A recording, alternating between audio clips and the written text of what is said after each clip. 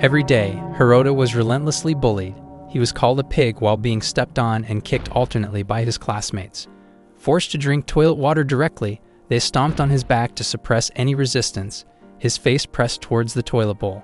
The classmates outside the bathroom just enjoyed the spectacle, with no intention of helping. Even when walking through the corridor, dirty water was deliberately poured on him, while people still watched the cruelty from the windows above. The young man had lost all hope, and it seemed like he would be bullied forever as he saw the satisfied smiles on the faces of those savages. Even his desk, in the far corner of the room, wasn't spared from graffiti and was littered with worms, rotten food, and trash, all concentrated around his spot. Meanwhile, his classmates stood around the sides of the classroom laughing. All of this happened simply because of his appearance. Hirota Takeshi, a third-year student in Class 3B with small sunken eyes, thin but black eyebrows, a large nose, and thick lips. A foreign student dumped trash in front of Hirota, who was kneeling, calling him a pig and saying that the pile of trash before him was his food. Immediately, the crowd around them cheered, enjoying the free show, while others captured the moment on their phones. Every day, Hirota Takeshi's life was filled with abuse and humiliation. Day by day, his life became even harder. Obediently, the young man knelt down, hesitantly saying that he would eat it, though his soul fiercely rejected the idea. Cheers from the crowd rose again. The foreign student ordered him to eat it all without leaving a single crumb, warning that if he didn't, Hirota wouldn't continue to grow. With trembling fear, Hirota finally couldn't lie to himself and refused because he simply couldn't eat something like that. Hearing this, the foreigner grabbed a chair and struck it directly on the right side of Hirota's head, causing him to bleed. Matsunaga Ryukinzuna, the perpetrator from the same class, still raised his chair, threatening him. He said that Hirota was a pig, so he should just shut up and eat. The poor young man held his mouth as blood streamed from both his nostrils, only able to mutter hey in between his fear and helplessness. Noriyuro said that pigs don't say hey, they say oink. Nobuo Kamada, with a bob haircut standing beside him, laughed in response because Hirota couldn't even speak properly, or rather, he couldn't eat it willingly. Of course, who would willingly eat trash? Only a pig accustomed to eating disgusting things like that. The long-haired girl, Mayuko Tsudama, chimed in with a mocking smile. Tsubasa Kimura, the bob-haired one with glasses, and Natsuki Uemoto, with an elongated head, also joined in teasing them. Read the room, lol, Natsuki Uemoto shouted. Even Shinjiro Sato, busy snacking, said this was a challenge. Hirota already felt nauseous just looking at it. Matsunaga rubbed his hands together while crouching, glaring, and accusing the weak boy of wasting his time. Hirota could only mumble in response, his body trembling more and more as he began to bow with both hands planted on the sides, drawing closer to the trash with sweat pouring down his body. He then began to eat it. Afterward, Matsunaga stood up, followed by the laughter of everyone, as the boy finally ate the garbage. Some even complimented him on how funny his face looked while eating. They said he ate well and looked utterly pathetic. Some of the onlookers were thankful they weren't in Hirota's position. The boy even cried as he ate, but people instead recorded the moment on their phones, calling it such a sweet moment. Nobuo then suggested they take a picture to commemorate it. Nori thought that was a great idea. Matsunaga grabbed Hirota by the hair and told him to smile. On the count of 3, someone snapped a photo of them, all laughing at the boy's misery. Believing it was such a good picture, they planned to include it in the graduation yearbook, titling it The Pig and Its Owner. For Hirota Takeshi, just living was already his hell. In his utterly broken state, Hirota finally reached his limit that day, attempting to end everything. He stepped past the barrier as a train approached, ignoring the red traffic signal. He stepped onto the railroad tracks, looking back as the train hurtled towards him with blinding lights. However, instead of being hit, Hirota was transported to another world. In a waterside area, a chubby young man wearing a loosely buttoned shirt that revealed his body was spearfishing. Under the blazing sun, he raised his catch and smiled at his good fortune. He placed the fish into a container at the edge of the water before tossing himself onto the sand, lying on his back and enjoying the fine weather. Suddenly, there was a rustling sound from the bushes above his head. When he looked up, his eyes caught sight of 2 large pigs, drenched in blood and carrying spears. Hirota's eyes widened, but the blood-soaked pigs just grumbled. He composed himself and, showing a relaxed expression, got up and sat with his legs bent in front of him. Waving his hand, Hirota asked if it was time for dinner, because he'd be coming soon. The 2 pigs growled, and a young man walked toward them. After receiving a spear from one of them, he followed the two pigs. After being enveloped in the train's light, he woke up to find himself in what seemed like another world. Lying in a forest and surrounded by beings who looked like orcs, Hirota, sprawled on the ground, braced himself for death, thinking the pig-like monsters would kill him. He was sweating profusely in terror. However, those creatures were now his companions. Hirota was then led into a gate. A small voice called his name. A little pig ran toward him with outstretched arms, and he welcomed it. But for the past 6 months, they had lived together. Thanks to his face, they seemed to think Hirota was one of them. Laughing, Hirota lifted Ogugu, the little pig, saying he was finally home. After putting the piglet down, "Bumo, Bumo," Ogugu exclaimed, showing him something in his hand. Hirota was surprised when he received it. Ogu had drawn his face on a stone. Now in his grasp, the little pig laughed joyfully, repeatedly saying Bumo. Finally, Hirota knelt down, patting Ogugu's head and praising him. Ogu stretched out his arms high and laughed, while Hirota and the big pig behind them joined in the laughter. Ogu then tugged at Hirota's hand, indicating it was time to eat, pulling him toward the other pigs who were cooking. They ate together by the fire, with fish roasting over it, accompanied by singing and dancing from the little pigs. Everyone laughed and enjoyed themselves under the starlit night sky. Though they were not rich, the smiles on everyone's faces and the peaceful days were something satisfying, knowing there was a life like this. Hirota clenched both of his fists, but his face showed uncertainty. Suddenly, a girl called out to him, and he immediately smiled happily as he called back to the girl he knew as Karelia. The short-haired girl with long ears resembling leaves waved while holding a square-shaped lunchbox, approached him, and held her knees when she arrived in front of him, exhausted. Karelia smiled, then took the young man's hand, surprising him and making him blush before pulling him away. In an instant, Hirota felt himself falling in love for the first time, seeing Karelia's smile as she held his hand. They sat together under a curved tree at the edge of the moss-covered forest, enjoying the lunch the girl had brought. The young man didn't let a second go by without gazing at the girl beside him, even while he was eating. The girl smiled happily while eating a cake. If Hirota paid more attention, Karelia somewhat resembled Buta. The girl's words startled Hirota, and he hurriedly apologized. Buta was someone very special to Hirota because Buta was his younger sister. One day after school, Hirota found his house engulfed in flames, with people gathered around, watching in silence. With sheer determination, he ran into the house to find his younger sister, opening the door to see that the fire had already consumed nearly every corner of the house. A girl then slid the door open and called out to him, and Hirota immediately shouted for her to wait as he was coming to her. However, in that moment, the burning roof collapsed and consumed her. Without realizing it, tears streamed from the corner of his left eye. He quickly distracted Karelia, who had already noticed his expression, and apologized upon realizing her presence. Karelia then wiped away the young man's tears, leaving Hirota stunned. The young man called out to her, then hurriedly stood up in a fluster, making the girl look confused. Hirota offered a necklace in his palm, causing Karelia to cover her mouth as her cheeks flushed red. The young man scratched his cheek, laughing awkwardly, then Karelia hugged him as they sat back down together. As the sun began to set, they parted ways, waving at each other, promising to meet again. Hirota watched the girl he loved disappear deeper into the forest.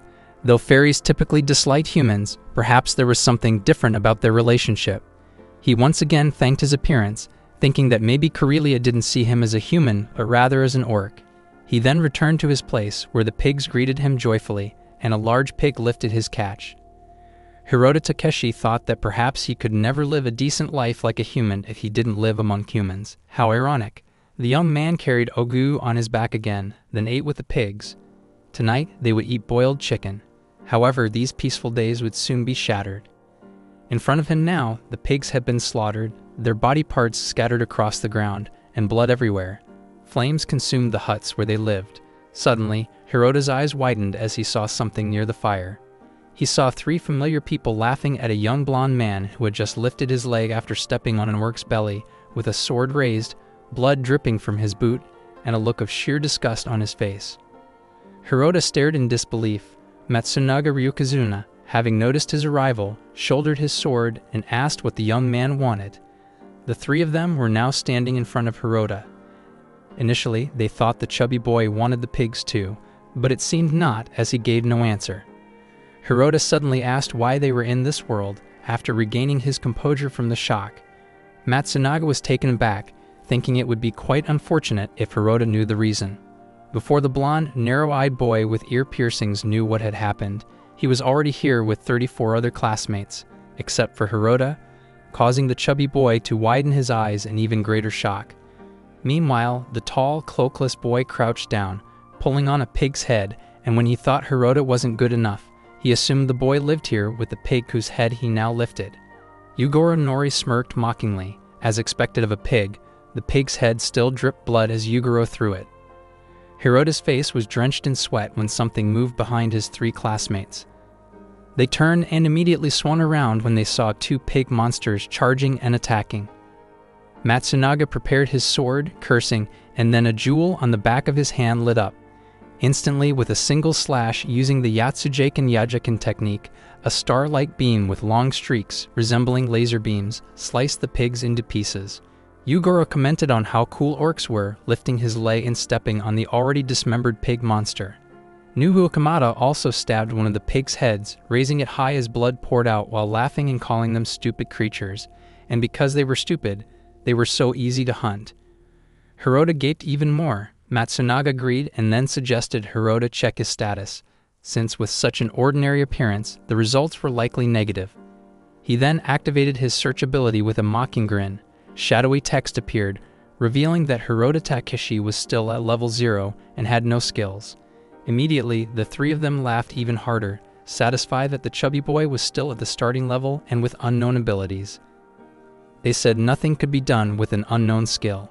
Hirota, not understanding, could only repeat the words level and skill.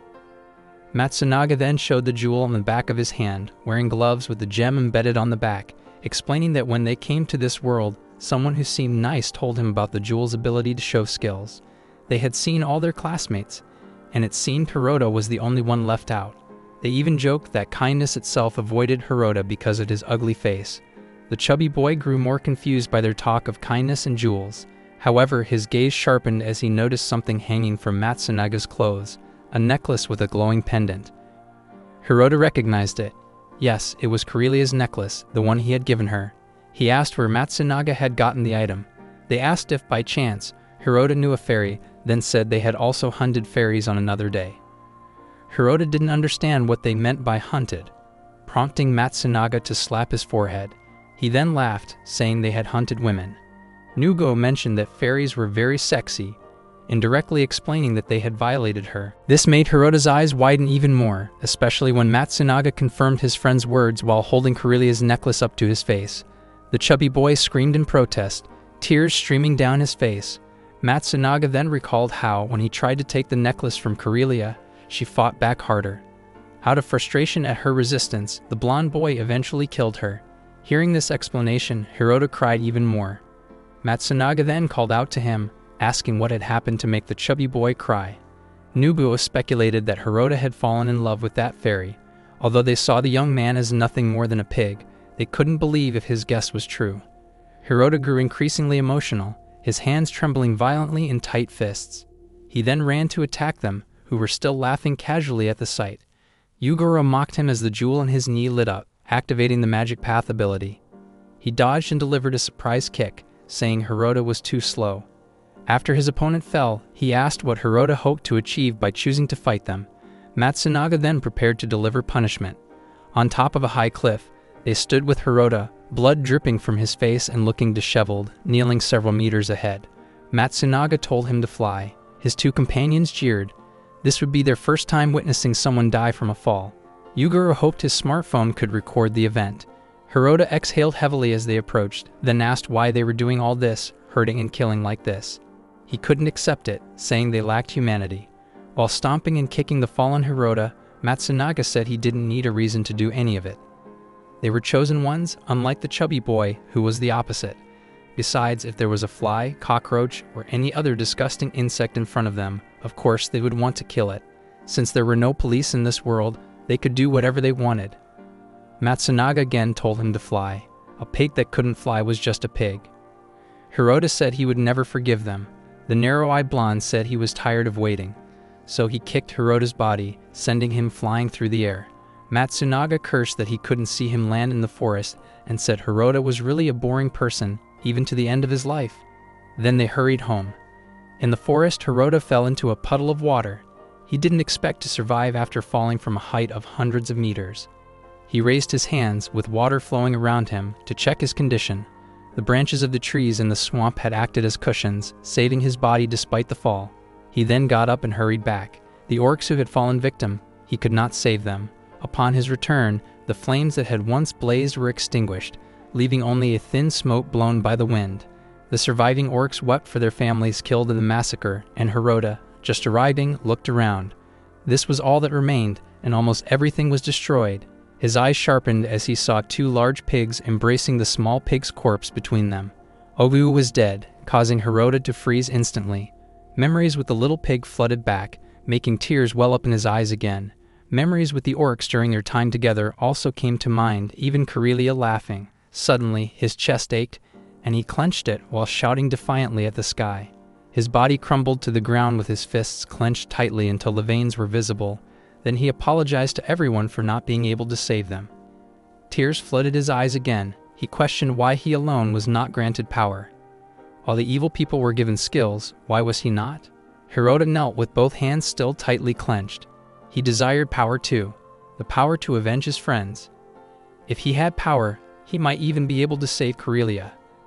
The pig still holding Ogu then screamed, while the others banged their heads against a rock until it cracked and fell, hitting him. Hirota turned to him. They were also in tears and very frustrated. Hirota and they were all so mad as he waved the stick in his hand, making the pigs pay attention to him. He said that they could not remain silent after all this happened, just because they were orcs or simply a fairy, or just because Hirota himself was an ugly person. After the last tap of the stick, Hirota managed to draw a face of a monster laughing with satisfaction in the ground. The young man echoed the words of revenge, igniting the spirits of the pigs, and they shouted defiantly at the night sky with the full moon because their burning emotions lit their souls on fire. The three cursed young men were eagerly indulging their animalistic desires with the girls they had kidnapped during the massacre. Meanwhile, Hirota was peeking from behind the bushes with the orc troops under his command. He finally found them after a long search and introduced the three men as enemies they must eliminate. Matsunaga fastened his pants again after pushing the girl he had assaulted in front of the other two girls, who were holding hands out of fear. Yugoro praised that humans had better qualities compared to when he had assaulted the fairy race. Nubuo became excited upon hearing his friend's praises of the human girl and considered trying again. Matsunaga warned them not to be too rough as he sat with one leg bent, turning his back to their discarded clothes, because they could only do this a few times before the girls were sold. Hirota then signaled by raising his hand. Now everyone except Nori had taken off their jewelry. Nubuo walked toward the girls who were under the tree, while the orc troops began to surround them without their knowledge. Nubuo was still weighing his choice of girl. Hirota moved his hand as a command, and the orcs, understanding, immediately threw their oil at them. The oils in the containers splashed into the air, then hit the ground, shattering, and fire began to ignite among them. The three men were astonished by this occurrence, and then complained about the heat. Before long, Yugoro Nori shouted as he just realized there was a fire, and the three of them rolled to avoid it. When Yugoro Nori stood up, a stone hit his back, followed by more stones being thrown at them. The three captive girls took shelter under the tree. It was truly embarrassing to roll around like that. Then laughter answered that remark. They recognized the voice as Hirota's and suspected that the unfortunate young man had indeed survived. A rain of stones fell upon them again. Matsunaga crawled to grab his glove, wondering how Hirota was still alive. After he grasped the glove, a stone landed precisely on the back of his neck, making him howl in pain, and the glove was thrown again until he lost consciousness and collapsed. Stones continued to rain down on him, even though he was unconscious. Nubuo panicked upon seeing Matsunaga was no longer moving, then realized that they were now surrounded. Yugoro Nori shouted, calling Hirota a coward, demanding him to stop hiding and come out. Hirota then emerged and ran a few meters ahead, and Yugoro immediately shouted and threatened that the young man wouldn't escape him. He hurriedly activated his magical walking ability. With super speed, his steps zigzagged until he managed to catch up and stand right in front of Hirota. He laughed for successfully capturing him and repeated that Hirota would not be able to escape from him, who had the best movement skills. However, without warning, he felt excruciating pain as sharp objects pierced his body. The orcs had come up behind him and acted as the stabbers with their spears. Hirota then stated that Yuguro's thoughts about him fleeing were wrong. Now it was the tall one's turn to fall. The orcs lifted Yugoro like a grilled fish, and the unfortunate young man spread his arms trying to stop this cruel act. But Hirota would not care, and he was thrown down to the ground. The orcs immediately swarmed him, and despite Yugoro's pleas, they tore apart his body. Now Hirota approached Nobuo and recounted everything he had done. The bob-haired young man could not believe that the chubby young man, who looked weak and pitiful, had killed his friend. Then Hirota said that Nobuo had also tried to kill him along with the orcs, and asked what made him think he would not die. Nobuo asked back, but Hirota responded by pointing at him and then indicating something behind him.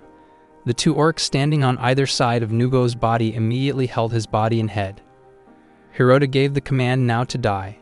Instantly, the two orcs squeezed him until there was nothing left. This time, it was Matsunaga's turn. He approached. The slender white boy was lying on his stomach, trembling. In that situation, he still had the nerve to call Hirota a pig and guessed that the young man had used the orcs for a surprise attack. The orcs still stood before him with Hirota, and the young man asked Matsunaga if he was human, then stepped on his head. However, it was a pity that Matsunaga had never treated Hirota Takeshi like a human, and how could Matsunaga say that at the beginning of their meeting after everything that had happened? Hirota kicked Matsunaga's head until his body flipped over. They all in class kicked him, punched him, and trampled him. He stepped on that head again and said that this was what could truly be called hunting. Matsunaga had killed, raped, and taken everything. The three captive girls hugged each other, trembling in fear. Hirota's stomp grew stronger, and he was sure that each one of them had done so. The orcs growled, and Matsunaga could not speak, struggling to ask for mercy. When Hirota said something similar when he was being bullied, he reminded them that they had never treated him warmly. After he removed his foot, Matsunaga looked up and repeated his plea, then stated that when everyone in class said they wanted to burn Hirota's house, he admitted that he had tried to stop it. Hirota remained silent, trying to listen to the white boy's explanation, who kept making excuses that he had only said things like roast pork will smell good, and he was only lighting a fire as a joke.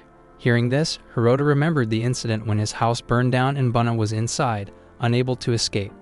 He grinned, feeling very emotional, and shouted for the white boy not to joke with him, causing Matsunaga to stagger back in shock. How dare Matsunaga say such things when Hirota's family had already died? Matsunaga denied that he had said it. Then he asked who had burned his house. Hirota wanted to know who had started it. Matsunaga claimed he had no idea at all, but besides himself, of course, the perpetrators were the whole class. Hirota glared, speechless. Matsunaga still claimed that he could not stop those who wanted to burn the chubby boy's house, but he was the one who called the fire department. The burning was too extreme, and he also did not want it to happen. The images of the fire kept swirling in Hirota's memory, along with Buta being burned. He also knew that everyone in his class smoked. The images of people in his class and Fumina flitted through his mind. Matsunaga laughed, feeling that his enemy was naive and becoming careless. His hand reached for a handkerchief that was not far from him. However, as he was almost there, the back of his hand was stabbed by the tip of a spear, causing Matsunaga to scream out in pain. Hirota Takeshi told the young man not to lie to him. He did not even believe that the white boy alone could fight him, especially when he had easily pushed Hirota off the cliff. Matsunaga growled because it seemed that the young man before him was unaffected. He then stated he would do anything Hirota wanted and begged for his mercy. He was willing to spend the rest of his life as his dog, even willing to lick his shoes. Matsunaga then lay face down and stuck out his tongue to lick the ground to prove his words, so he looked forward to orders from Hirota and kept begging. Hirota, who was already skeptical, questioned the truth of this, then ordered Matsunaga to die like his two friends, for the fairy and orc races he had killed and Hirota's sister, as an apology to the victims. Matsunaga became increasingly anxious because he could not possibly grant that request. He begged for his life, but what was being asked was his death. Hirota then reminded him again of his previous statement that he would do anything. Matsunaga was left speechless. Hirota then repeated the white boy's words when they were on the cliff. If there was a fly or a cockroach in front of you, wouldn't you want to kill it? Hirota asked with a terrifying expression on his face. Matsunaga cried and denied it. However, Hirota was determined to do the same, even as the unfortunate youth beneath him screamed for him to stop. He raised his spear and brought the sharp object down onto his head, then moved on. It was the orc's turn to handle it. They severed his head from his body and held the impaled object like a skewer up to the sky. Hirota looked back, realizing he had done it, and truly killed someone. The memories of being bullied and the perpetrator's satisfied laughter echoed in his mind, and he finally acted after so long. He took the spear that had pierced Matsunaga's head. "Revenge doesn't solve anything," that was a phrase repeated countless times on TV and in manga. But it was all nonsense. If no one sought revenge, those scoundrels would continue to feel satisfied. If they weren't punished, what would happen to those who were oppressed? The images of bullying kept swirling in his mind. He recalled the fire that had engulfed his home, Buta calling for him, and strangely he could see the smile on his little sister's lips as she said thank you. Hirota stared wide-eyed, unable to believe what he was seeing, his body swaying. The youth was now determined to come to this other world to turn the bones of his classmates into dust, as they had turned his life into hell. Hirota then laughed, baring his teeth and grinding them together as the flames of revenge blazed fiercely in his eyes. He raised the spear that pierced the head like a skewer toward the full moon. Here they had begun, the beginning of revenge to kill everyone. Now only 31 remained. In the middle of the capital, people were seen crowding around. A man was tied to a gallows, while 2 others knelt in front of it, and 2 more stood beside the post. The faces of the onlookers were tense as they wondered what kind of spectacle would be presented. A chubby man with a hood peeked out from behind a building. His sister had been burned to death, and it was all the fault of his classmates. Now, after being transported to another world, Hirota witnessed his 2 classmates back in action.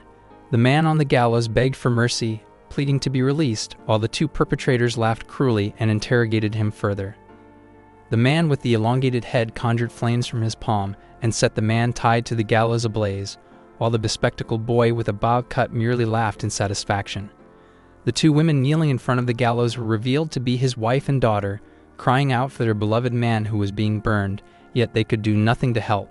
Natsuki Iwamoto, the elongated-headed one, laughed even more and urged everyone to witness his barbarism, threatening that this would be the fate of any citizens who dared to oppose them. The crowd shuddered in horror while Hirota seethed with rage. As he looked at the map owned by the 3 scoundrels, he decided to come to this city. Sure enough, the savagery had only escalated here. Hirota knew they were trash, but with power, they did whatever they pleased. The 2 women continued to call out to the scorched man on the gallows, who was still smoking. Tsubasa Kimura, the bespectacled boy, stuck out his tongue, calling everyone foolish and instructing them to listen. If they didn't want to end up like that man, they had to pledge their loyalty to them as the 34 heroes. The 2 of them intertwined their index fingers, keeping their thumbs open while the other 3 fingers were clenched. Their other hands showed the numbers 3 and 4 respectively. Hirota remained silent, watching as they posed like that. One day they suddenly appeared, people with extraordinary abilities. Hirota's classmates easily defeated the Demon King in this world. They were praised by everyone as heroes, paraded in a carriage, and warmly welcomed by the citizens. However, with the power they possessed, it didn't take long for their selfishness to surface. They used their abilities with the most brutal violence. Tsubasa poked his head out and asked the crowd who would be their next victim, both of them standing with their hands on their hips while laughing. Hirota ground his teeth in anger. The wheels of a carriage spun rapidly as they approached the crowd. 3 girls were inside. Mayuko Sumada, with long hair, stated that her 2 friends in front were truly barbaric. Kiko Furui, the short-haired girl sitting across from her, chimed in that being evil made her wet, then urged her friends to begin. Yumiko Haramatsu, the chubby girl, laughed and said that up until now, they had only shown mercy. The 4 naked and tied-up men pulling the carriage began to tremble. Yumiko immediately struck them until they all screamed, ordering them to hurry back home. Meanwhile, the girl in front of the gallows was still crying for her father. The 2 scoundrels approached from behind, laughing with a mocking gaze. Tsubasa bent down in front of her and uttered lewd remarks. Natsuki fueled the situation by saying that after her father's death, the family situation would be very difficult and they would only take good care of her. The girl, Karna, immediately hugged herself with a terrified expression. Her mother quickly grabbed Tsubasa's leg and urged her daughter to run, but she couldn't bear to leave her mother alone to face the scoundrels. Tsubasa kicked her because the old woman was blocking his way. Karna called out for her mother.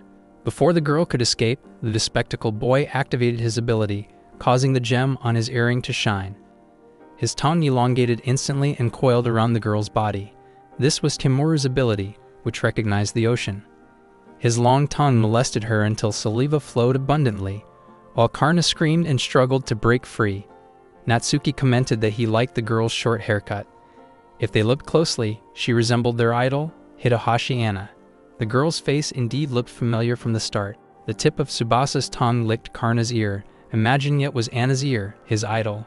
Karna's mother clung tightly to Natsuki's leg, pleading for her daughter's release. The elongated-headed boy shot her a scornful look before turning back to the gallows and setting it ablaze again, threatening that if the old woman continued to obstruct him, he would burn her too with the fire ability still active in his hand. They laughed again as the old woman wept. Watching her burn to death and then be roasted again reminded them of the time of the fire at Hirota's home. They began singing while intertwining their index fingers with the lyrics, "The little sister pig is very cute." Hirota's emotions boiled in his hiding place. Recalling the time at school, they approached him to congratulate him on the newspaper debut featuring the news about his sister. They also showed him the news of the fire, which made Hirota appear gloomy, then read the article to him about how the pigpen had burned down. If it wasn't published in the newspaper like this, it meant it was just fake news. Since all there was a photo of the burned house, Natsuki asked Hirota for a photo of his sister too. They also remarked that Bunna didn't resemble her brother. She looked cute with her short haircut.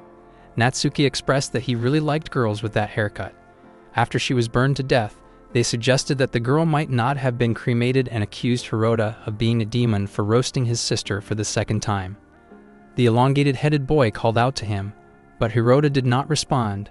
Frustrated, Natsuki slapped him and ordered him to laugh, commanding Hirota to watch him being bullied. The chubby boy clenched his fists tightly until they trembled, stunned by the shock of losing his little sister. Despite wanting to save her from being mocked over her death, he called upon a spirit and began to summon it. 2 large orcs with glowing eyes then appeared, and Hirota asked for permission to borrow their power. They both growled. In a large building surrounded by iron fences, there was a water fountain with small torches around it in the courtyard. Tsubasa was still busy harassing Karna in the hall of the building, and the girl was crying, unable to do anything. Natsuki then entered and praised the guy for moving very quickly, then asked for his turn after Tsubasa was done with the girl. Suddenly, a foul odor spread in, making them curse and wonder. A large, slimy creature with eyes entered, and the door swung wide open. It was the smelliest slime in the forest, and it would be the perfect air freshener for their filthy home. They both turned around after hearing a familiar voice. At the end of the staircase that connected 2 other stairs from the upper floor, Hirota Takeshi stood proudly there. Tsubasa couldn't believe that the person they often bullied in class, known as the pig, had also come to this world, yet he still held Karna tightly. Hirota asked who they were referring to, implying that they were the ones filling themselves with trash, even if it was just a pig.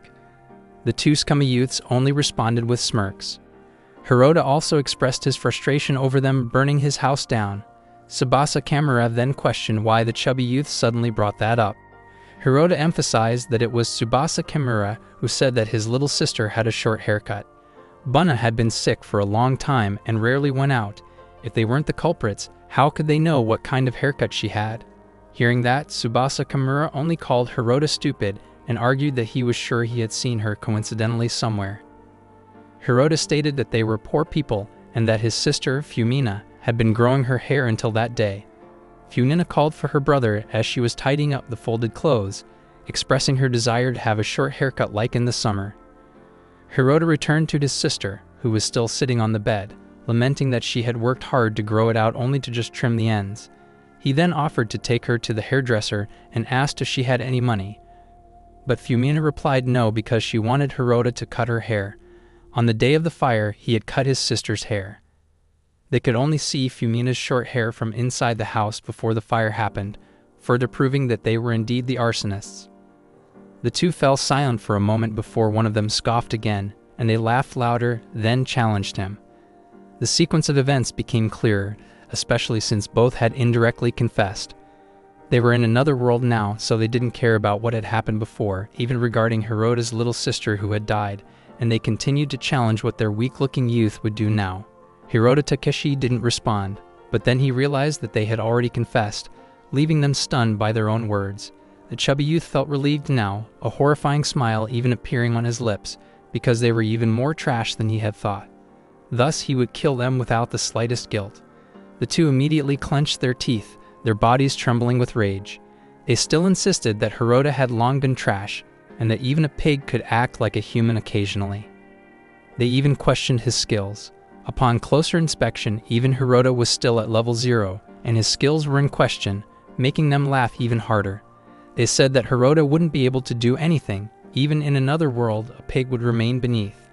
Natsuki ordered Kimura to drag him out of that damn big house while he would turn him into roast pig.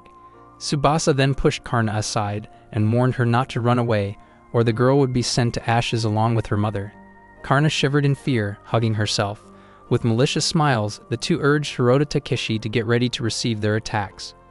Natsuki Iwamoto prepared his hands, and Tsubasa Kimura stuck out his tongue as they were going to instill fear into Hirota. The bespectacled guy's tongue began to stretch towards Hirota, who then signaled the people behind him.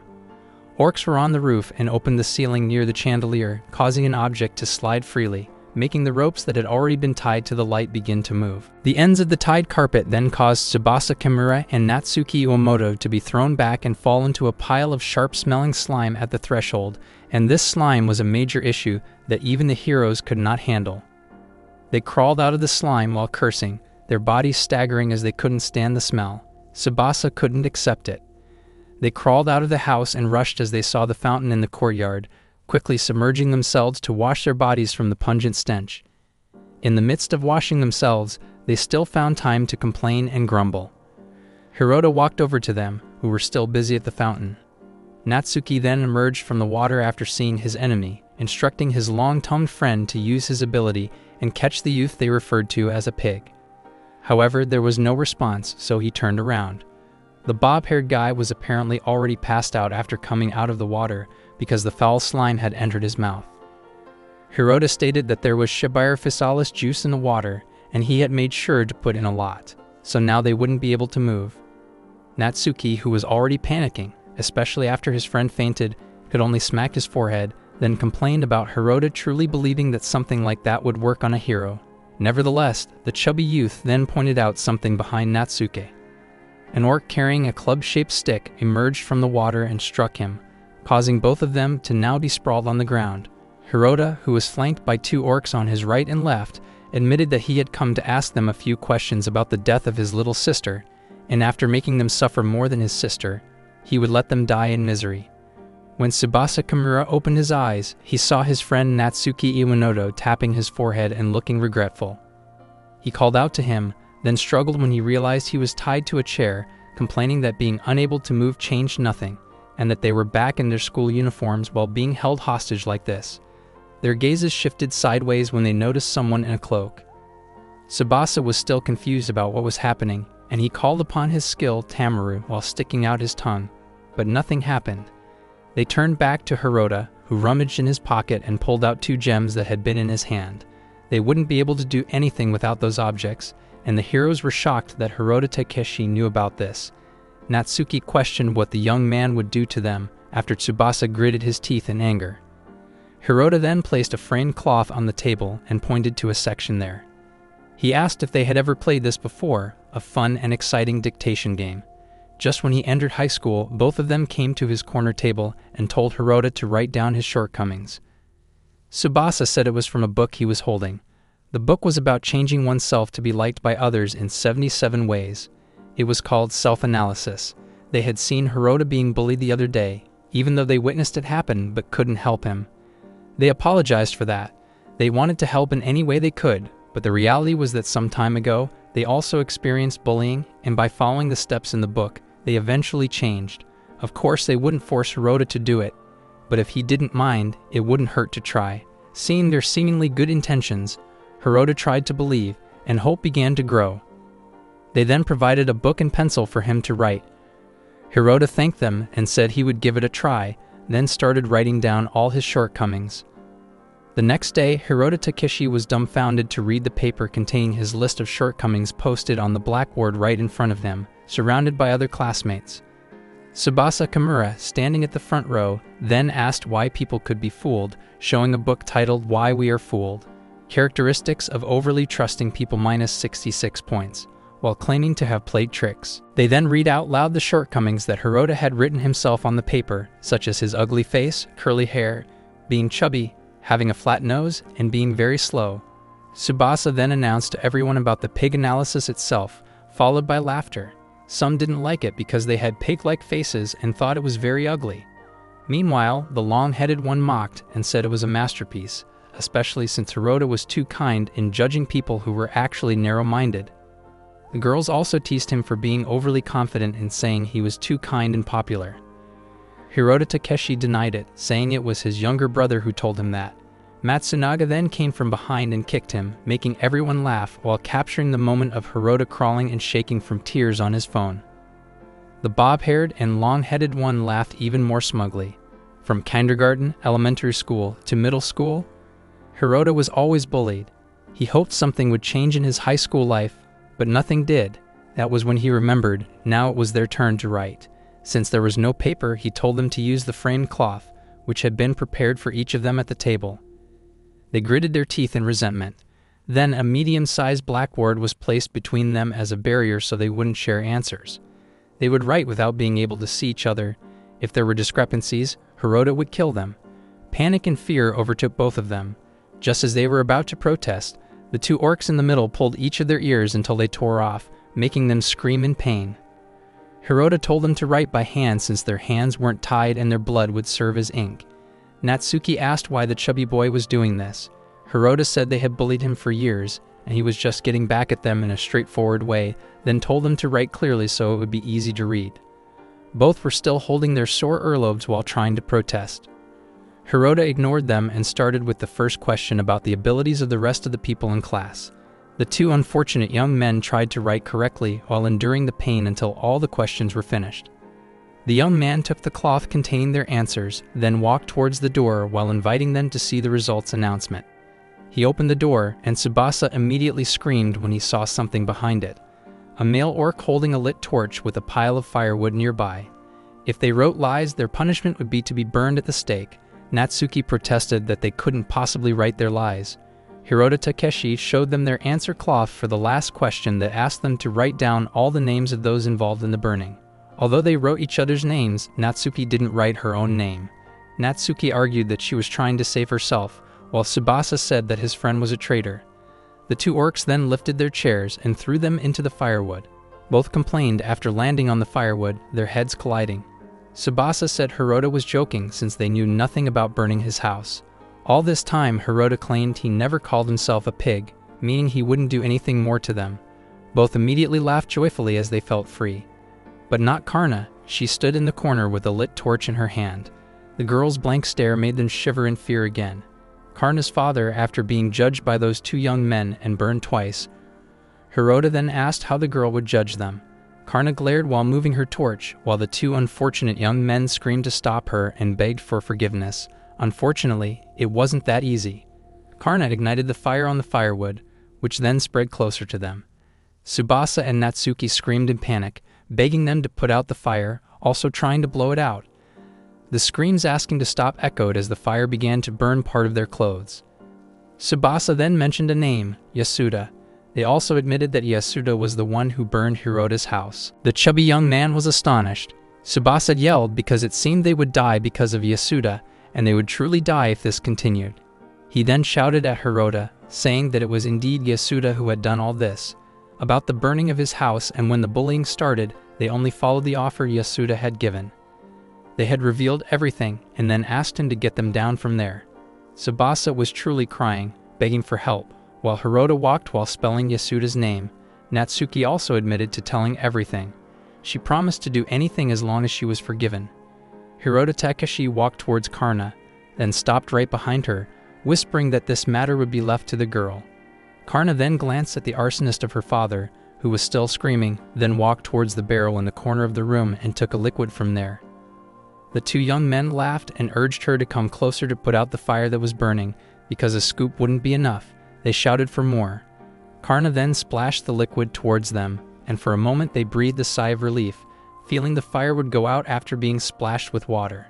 However, the fire only grew larger, burning both of them until they finally realized that what Karna had poured was not water but gasoline. It cried even more, begging for help and asking someone to save them. Meanwhile, the girl in front of them did not budge at all. Hirota Takeshi returned to the table where he was interrogating Tsubasa and Natsuki. His body trembled as he leaned his hands on the table, his teeth chattering in an effort to contain the seething anger within him. His hands on the table finally clenched into fists, then slammed down on the table. It turned out that the young man was the root of his school chaos, Tokunori Yasuda. When Yasuda arrived, everyone at school greeted him warmly because he came from a political family that had been established for generations. Handsome, good grades, and a sports prodigy, he garnered a lot of fans at school. The girls whispered to each other as he passed by. By chance, the young man saw Hirota walking alone, then Yasuda said good morning while waving and flashing a sweet smile.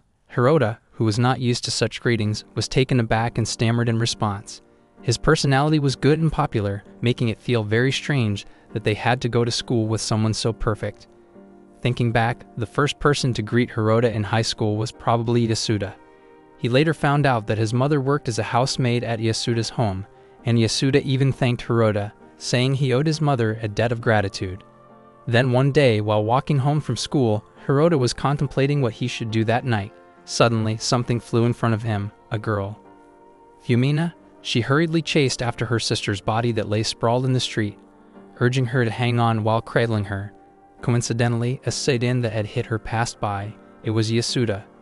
His mind raced to think of the quickest way to help his sister, and he immediately asked Yasuda to take Fumina to the hospital as fast as possible. However, the young man ignored him and drove off even faster. Hirota shouted to stop Yasuda, but it was no use. Eventually, he took her home. After laying her down, Hirota remained kneeling, full of regret for being unable to do anything. Then someone unrelated to Yasuda turned himself in to the police. The incident was deemed resolved. His younger sister was already physically weak, but because of the accident, her condition worsened even further. Hirota seethed with anger. After school, as dark clouds rolled across the dark sky, the chubby young man shouted to stop Yasuda, who was about to get into his ride.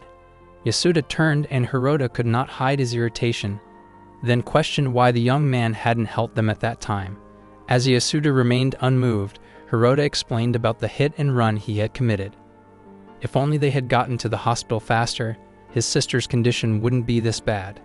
The young man merely raised his chin high and said that he had done something he regretted. Hirota glared and asked about that confession. He turned to the side, still looking up. Because of that incident, Yasuda claimed he was late to see the cherry blossoms. Hirota stared at him in disbelief. At a time when someone's life was at stake, the young man still seemed arrogant and more concerned with the sight of cherry blossoms. Yasuda raised his hands. As an important figure in the political and financial world attending a meeting, his tardiness caused problems. Because Yasuda was late, his senior became worried and truly apologized for it. Hirota Takeshi could not contain his shock, just as it began to rain heavily. Meanwhile, Yasuda's driver promptly opened an umbrella for his master. Hirota could not accept the young man's words, as Yasuda was comparing seeing cherry blossoms to Fumina's life as his sister. Yasuda dismissed him, saying that someone like Hirota's younger sister could never come close to the same scale as his own interests. That was how crucial every minute and second was for Yasuda as an upper-class citizen. Under the pouring rain, Hirota stood in disbelief, then shouted for him to take it all back right now. Yasuda tried to reassure him that it was all right. Then he explained that in Hirota's household, there might be a single-parent family, and the young man would surely get into trouble if his mother lost her job. Seeing Yasuda's cold and threatening gaze made Hirota even angrier. Yasuda then told his driver to leave immediately because he would be late for dinner. Hirota's body crumpled, his knees hitting the shoulder of the road as the sedan sped away. From that moment on, the bullying against him escalated.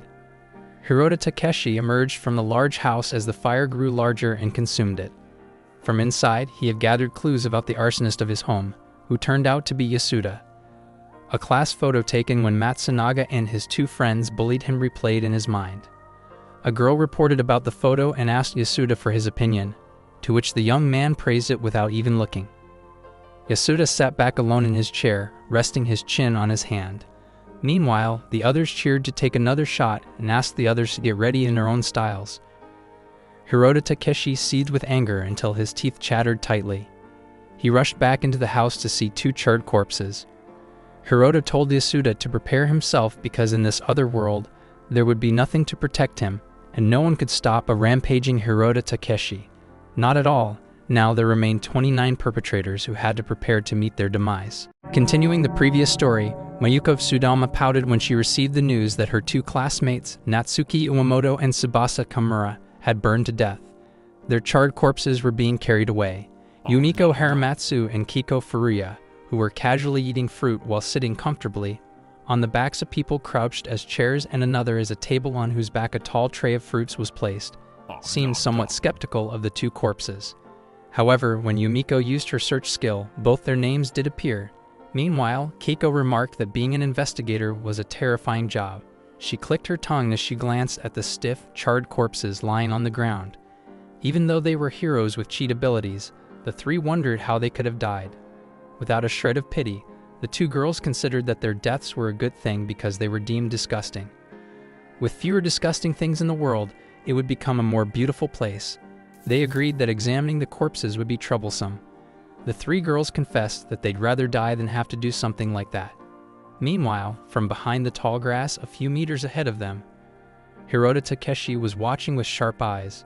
Despite the reality that two of their classmates had died, what was with their reaction?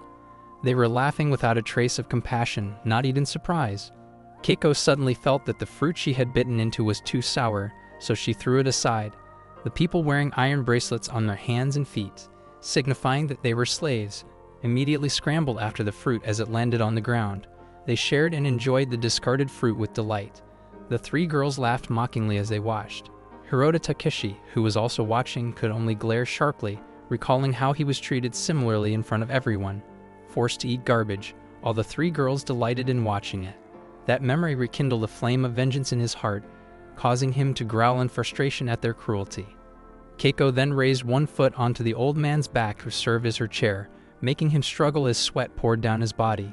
She remarked that she couldn't believe Mayuko had such a terrifying cousin. The long-haired girl, who had been standing with her arms crossed, raised her right hand. Mayuko admitted that although her cousin was disgusting, at least he was still a hero. If she were to die, she asked her two friends to make sure they reported her death to Yasuda, as no one knew what they might say otherwise. Even here, it was still Yasuda who led the class. Of course, they would report it to Yasuda, but tracking down the culprit would be annoying, everyone agreed. Mayuko then looked at her hand, now adorned with a ring set with a gemstone on her middle finger, and directed her palm towards a slave boy, who immediately turned his head. The gemstone glowed, and soon the boy's body turned black and white, like an X-ray image, blinking in and out to reveal his full form. It kept blinking until all the fluids in his body leaked out through his pores like melting ice pooling on the ground. That was Mayuko Tsutomu's ability, the guilt maker, which could manipulate the water in a person's body. The slave screamed in agony as his body withered from the loss of all his fluids, shriveling up worse than a mummy. The long-haired girl smiled in satisfaction after demonstrating her power. Natsuki Iwamoto and Tsubasa Kamura had died in the rebellion of the commoners. If they decided to execute the criminals, no one else could steal that honor. That was the hope of the person with the highest grades in their class, while Yumiko was near the bottom. The three then moved toward the group of slaves who were still gathered. As the three heroes, they announced that the struggle to conquer the rebel army had begun. The slave men, seeing the wicked, meaningful smiles on the girls' faces, panicked, and within seconds, they all scattered, including the ones who had served as the chair and table. Yumiko then stepped in because the slaves were starting to stand on their own feet. A sense of fear enveloped all the slaves as the gem of the chubby girl began to glow, summoning a flock of crows that swooped down and attacked them mercilessly. Those who were injured by the crows' attacks pleaded for mercy. But as one of the crows landed on Yumiko's arm, she only laughed in satisfaction at their suffering. Yumiko Haramatsu's ability was the tamer, allowing her to manipulate the animals around them. The slaves were pecked until they lost their lives due to the wounds inflicted by the crows, their bodies falling to the ground.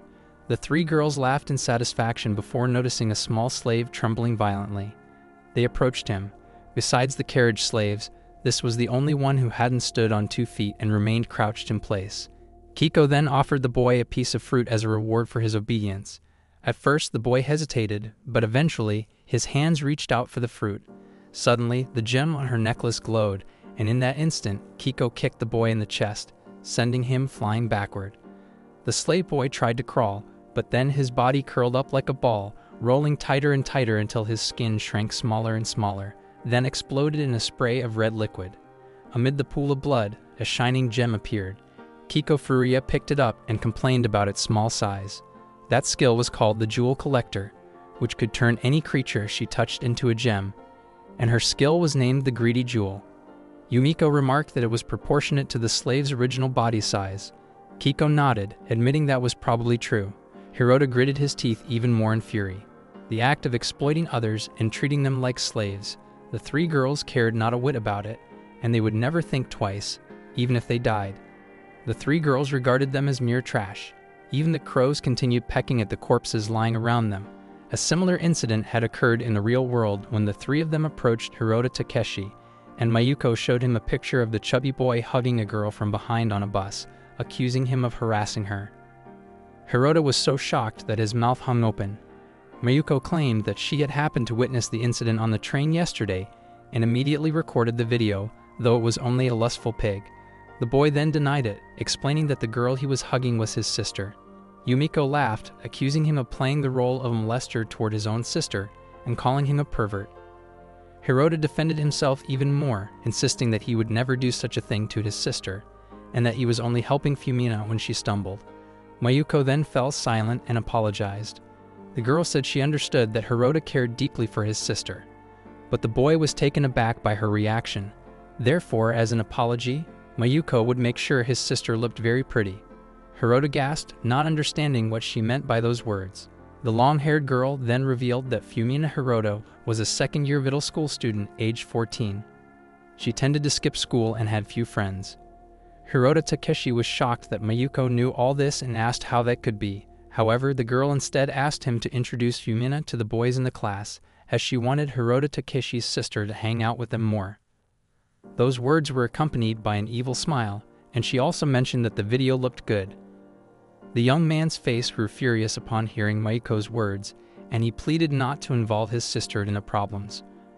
Mayuko narrowed her eyes and said that when someone makes a request, they should first perform a dojeza, an earnest kneeling and bowing posture to beg. She then announced her name along with the names of her two friends and declared that the person they referred to as the lowly stupid pig would apologize for defying them, and from now on they would give any commands while Hirota was doing dojeza. The young man growled, but despite his body trembling with rage, he moved and bowed down for Fumina's sake, repeating the words Mayuko Sudama had just said. The long-haired girl stepped on Hirota's head and took out her phone to record the moment, followed by her two friends. They sang a song mocking Hirota, saying he looked happy being promoted from pig to slave, even calling his pose cool. From that day on, Hirota Takeshi became their slave. One day by the pool, they ordered him to fill his backpack with stones until it was full, even warning they wouldn't forgive him if there was any space left. Hirota stood with two backpacks, one in front and one on his back, filled with large stones. Mayuko then suggested they take a picture and make a big splash to ensure it stood out. Hirota positioned himself on the other side of the pool while the three girls posed, counting down. On the count of 3, just as the camera flashed, Hirota jumped into the pool to create a big splash. However, they complained because the result wasn't what they expected. The splash was delayed since Hirota had jumped too late. Hirota struggled to keep his head above water because of the stones in his backpack. It didn't result in a good photo. Hirota Takeshi crawled towards the ladder, barely avoiding drowning. Even after that, the young man was hung upside down from the balcony of the school building, tied by his legs with his head dangling below. Facing the window where the three girls gleefully watched. Then the rope snapped, and he fell, landing in the ornamental plants that also served as a fence. The three girls laughed as if they had witnessed something amusing. Hirota Takeshi punched the ground, the veins in his hand bulging as he recalled the hard times at school caused by their actions. Their behavior was truly unforgivable. Mayuko then suggested to her two friends that they should head home since she needed to write a letter to Yasuda later. They complained about the inconvenience of not having email in this world, making it annoying to contact someone in another town. The three of them took turns getting on the train, continuing to discuss Natsuki Iwamoto and Tsubasa Kamura, who were burned to death like Hirota's sister. They remarked that it was pathetic. The young man's body trembled with anger again. realizing that they had continued to target his sister despite Hirota Takeshi sacrificing himself to become their slave back then. He vowed never to forgive them. From their conversation, it was clear that Yasuda wasn't in this town, and according to information from Natsuki Uemoto, the remaining people from their class should be in a different city. In other words, no help would come for the three girls. The train moved along roads flanked by wild grass sprawling like a carpet. At the end of the road, he would give them the worst despair of their lives and kill them. They cheered as the slaves pulling the train turned to enter the courtyard of the house. Suddenly, a voice called their names one by one. They turned and saw Hirota Takeshi standing next to the train, draped in a cloak. Mayuko couldn't believe the chubby boy had also been transported to this world. Someone they once considered ugly had now become terrifying. They then asked if he had come to be their slave again. Mayuko then recalled that it was Hirota Takeshi who had called out their names, though she didn't know that pigs could also call people's names. But after examining him closely, she laughed loudly, unable to find any abilities the chubby boy had after completing her search. She mocked him for still wearing a serious face, and even in this world, he remained at the bottom in terms of popularity. The young man then admitted that he indeed had no abilities, which was why he was only bait. Along with his statement, an orc lifted the front of the train where Hirota was standing, causing the three girls to scream as the train tipped over, throwing their bodies out. They groaned, and their gazes fell upon two monsters standing before them. Seeing this, Mayuko Tsudama quickly extended her hand to manipulate guilt, then used her jewel to create a fake death outfit. But before the jewel on her middle finger could activate, one of the orcs grabbed her middle fingers and snapped them off. The long-haired girl widened her eyes and screamed, crying over her bloodied, missing fingers. Yumiko Haramatsu cursed and then used her tamer's ability to summon a message quickly. Soon, crows began to flock and attack the orc. The large, muscular creature then caught a crow, ignoring the others attacking it. With a swift motion, the orc stabbed the crow's beak into Yumiko's left ear, which contained the jewel that created her abilities. After the bird's beak pierced her ear, the orc forcibly pulled it out, tearing her ear off her head. Blood spurted out, and the girl screamed in pain. Only Kiko was left, frozen in fear at the horror before her. After regaining control, she turned and began crawling away to escape. However, she realized that Hirota Takeshi was now standing before her. Kiko got up, cursing, and charged at him, while activating the greedy jeweler's ability, reaching for the chubby boy's body. But before the jewel on her necklace could take effect, an orc grabbed the chain around her neck and yanked it until it broke, choking Keiko in the process. The girl fell, clutching her painful throat. The broken necklace fell to the ground, scattering across the dirt. Hirota Takeshi glared as he watched the helpless and suffering girl, determined to exact his revenge. The townspeople had gathered to watch. Meanwhile, Hirota Takeshi had once again donned his white hood, accompanied by two orcs wearing black hooded robes. In front of them, the three girls were each laid down, their arms and legs bound with ropes on a board with right and left barriers resembling a slide, placed side by side. They were on a stage in the middle of the capital, while the townspeople stood below to be part of the show. Hirota stood at the edge of the stage right above the girls' heads, while the orcs stood on either side of them with wooden blocks nearby. Mayuko screamed after regaining consciousness, and Hirota then gave the orcs the command that it was time for the show. However, before that, the young man warned the three girls not to try escaping or he would kill them. The two creatures then walked toward their heads, raised the top part of the boards, causing their bodies to slide, and placed 2 blocks beneath them. Mayuko was shocked to see that below them were hooded figures with empty stares, holding weapons like pitchforks resembling the claws of Grim Reapers waiting for their prey. The long-haired girl screamed, asking who these people were. Hirota Takeshi explained that the ones below were those whose families were taken as slaves because they were deemed disgusting and ugly. When Hirota called them, it didn't take long. They gathered immediately. Keiko and Yumiko, who had just regained consciousness and were faced with the critical situation, screamed and begged for it to stop.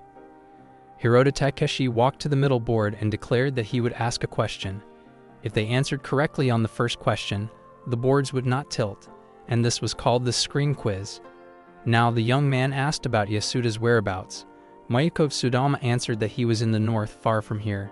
Yumiko Haramatsu answered in the west, opposite the sun, and Kiko Furuya said the north side of the city, far to the north. They all answered at the same time, but Yumiko was out of sync. Mayuko claimed she was the first to answer, but Keiko argued that she was the fastest. Hirota then responded that they were both wrong and dumb.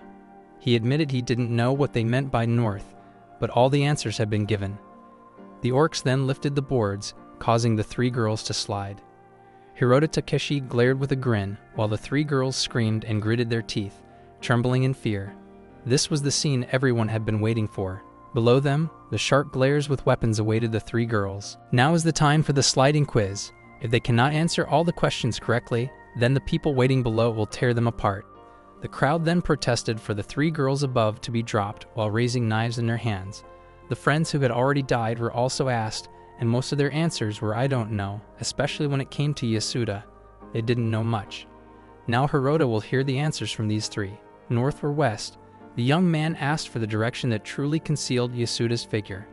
The long-haired girl then shouted, promising to reveal Yasuda's whereabouts. With a panicked face, Mayuko insisted on her answer about the north, saying that Yasuda had built a new capital. There was no place there yet, but if you travel 10 days along the northern highway. Before she could finish her sentence, the girl cursed as she felt all her fingers crushed by the tightly bound ropes, and her blood began to flood. She then screamed for them to lower her. Hirota then snapped his fingers, as this wouldn't take long for him. The orc behind Yumiko Haramatsu raised her board higher. She questioned why Hirota was doing this to her and begged for forgiveness. The young man then reminded her of a similar incident he had experienced because of their actions, and he questioned why they did it. He also asked Yumiko why she did what she wanted to the people in this city. Tears streamed from the girl's eyes, and her nose ran profusely as she confessed her mistakes. Hirota glared at her and said that he knew it was all just because they were all ugly. Even in such a dire situation, the plump girl who was unaware of her own state still dared to call Hirota Takeshi ugly. Tears flooded her round face. The young man said that without him, Yumiko would have taken first place in ugliness. The girl cursed as she felt the top of her board lift because of the orc's actions and Hirota's help. She shouted and screamed, then gasped as her body was thrown. The heads below looked up, waiting for their prey. The three girls held their breaths. Until Yumiko landed right in the middle of the crowd, face down. She groaned and looked up to see the piercing stares of the people. A woman, trembling with grief, then said that her husband was a good man, and Yumiko had taken him, as her knife stabbed into the plump girl's back. Others followed suit, demanding their son be returned. More people did the same with their weapons, from knives to pitchforks, asking for their families to be returned. Yumiko screamed until blood sprayed from her entire body. Mayuko, witnessing this, became more terrified, and it was a good opportunity for Hirota Takeshi to press her. Yumiko Haramatsu was getting a lavish way to die. Hirota wondered if it would create a commotion among the people. Now it was Keiko Furia's turn to scream in fear. Then, the young man asked who among the two girls wanted to go viral. Keiko then shouted, calling Hirota and offering him a night together because she knew he was still a virgin. She showed her thigh and said she would let Hirota sleep with her, so she asked him to help her. Mayuko stared in disbelief at her friend's offer. Hirota crossed his arms and commented on the girl's assessment of him. Keiko argued that it was just a slogan and she didn't really think Hirota was scary. But for Hirota Takeshi, merely thinking of doing such lewd things to him felt far more terrifying. Keiko trembled as the words scary echoed repeatedly. And because of the reason the girl gave, that Hirota was scary, such things certainly held no value. Along with that confession, the young man lifted the edge of Keiko's board, making the girl see how brutal Yumiko Haramatsu's death was, and she shuddered in horror, tears streaming down her face until she wet herself. Keiko screamed, denying that she was scary. Her body slid down as the board stood taller. The girl held herself up with her feet pressed against the right edge of the board. However, due to the slippery soles of her shoes, she couldn't hold herself up any longer, and then her bottom hit the ground first. She pleaded for time as the people below approached, offering gems, gold, or anything in exchange for her life. She told them to name whatever they wanted, and she would grant it. But the hooded women ignored her, except for one who walked closer, saying that what they wanted was her life, then plunged her knife into the girl's thigh. More people joined in, creating more wounds all over her body, just like what happened to Yumiko. Mayuko trembled even more after seeing her two friends die, while Hirota Takeshi continued his questions. The girl then begged him to wait, as she had managed to get through it, meaning Mayuko felt she was free. With a cold tone and a sharp gaze, the young man said he still had questions. He wanted to know about Yasuda's abilities. The girl stared at him, then threw her gaze elsewhere, saying she didn't know. The young man squinted his eyes, looking for traces of deception. Mayuko then screamed for time as her board was lifted. She claimed she really didn't know because some of them hid their abilities. Hirota retorted that the girl knew she had no abilities, then ordered her to find out in the same way. Mayuko stated that search abilities didn't work if the target had a higher ability. Hirota continued to glare at her with his lips pursed. He said he had heard about the fire at his house and asked the girl what her role was in that plan. Mayuko glared and threw her gaze around, saying there was none. Hirota already knew they were involved in that, then told her to say quickly before he dropped her. Mayuko immediately screamed and begged for time. She eventually confessed to coming with her 2 other friends to Hirota's house on the day of the fire. They brought a cream cake school gift to Fumina to wish her a speedy recovery from class, even witnessing her eat it, even though they had mixed it with drugs in the cake as ordered by Yasuda. Hirota then interrupted and asked what they had put in the cake. Mayuko admitted it was only sleeping pills. She swore. The young man growled, asking why, as that was why his sister died. Voices below called for the girl to be lowered, then demanded she be killed. The girl screamed that she didn't want to die while turning to the side, her eyes catching sight of the orcs behind those black hoods. She then dried up and announced to everyone that those on the stage were orcs, and the orcs were attacking. Hirota was taken aback, and the crowd fell silent. The girl incited everyone that the orcs were vile. If they killed her, they would be the next victims. But if they didn't kill Mayuko, she promised to kill the orcs. The villagers then raised their weapons. Mayuko smiled, feeling she would be free, while Hirota growled. Then they pulled off their cloaks and threw them carelessly, making Mayuko stare in confusion at Hirota and his 2 orc friends. The young man then shouted and asked who the villagers really wanted to kill, the orcs or Mayuko Tsudama. The shouts echoed, calling the girl's name, making Mayuko stare in despair and disbelief as they favored the orcs. From several people Hirota hated at school to the orc pests that Mayuko detested. The girl's eyes widened, tears welling in her eyelids, and her teeth chattered. As Hirota said he had found out that Mayuko was involved in the fire at his house, he was actually lying. Hirota then threw the body to the people demanding justice below, leaving only 26 people for Hirota to finish for his revenge. They hunted Mayuko's body, and they mocked the hero title they often shouted, which turned out to be mere pestilence. The 3 corpses of the girls were then tied to a gallows pole with their blood flooding, for the revenge of their families who had been taken. After finishing, Hirota and the 2 orcs descended from the stage, going down the stairs. However, he was surprised when the crowd turned toward him. The young man then explained that they meant no harm. Orcs were pests to humans, but he stated that he had refused to die before killing all the students from his class. In the worst-case scenario, he informed the 2 orcs beside him that they had to break through forcefully. Someone then shouted as if urging Hirota to kill the heroes. The young man gaped in shock, his gaze falling on Karna and her mother. They screamed again, begging Hirota Takeshi to kill the heroes because they considered the chubby one to be their true hero. The 2 middle-aged women also urged him to kill Yasuda, believing Hirota could do it. The crowd then moved closer, raising their hands and shouting encouraging phrases. The young man stared wide-eyed as images of bullying flickered in his mind. Since birth, this was the first time he had received praise from people. It was the opposite of what happened in his original world, where people would gather to bully him. He returned to the stage, raised his fist high, and called on everyone to join him in killing the heroes. They collectively followed suit, raising their hands as well. Hirota laughed and felt touched because, for the first time, he was accepted by people as a human. The townspeople finally helped him prepare for the journey to Yasuda, even assisting in packing supplies and equipment that might be needed. They also helped check the travel map and prepare strategies after gathering information about his remaining classmates.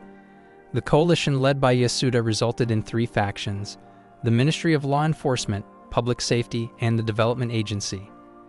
The Ministry of Law Enforcement further produced 3 divisions: the Urban Bureau, the Wild Region Bureau, and the Half-Human Bureau, which consisted of Matsunaga Ryukinzuna, Yugoro Nori, and Nobuo Kamada.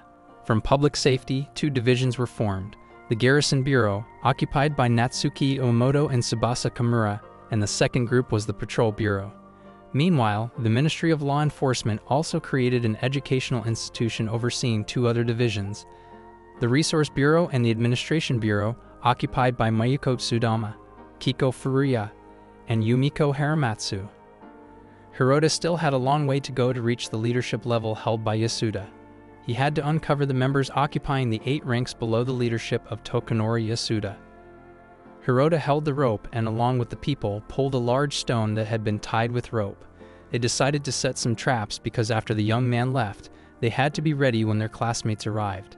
As for the orcs, they used their large hands to lift the stones. With incredible strength, they lifted them bare-handed, and the ropes would be ready in no time. The townspeople stared in awe, beginning to realize that orcs were not evil.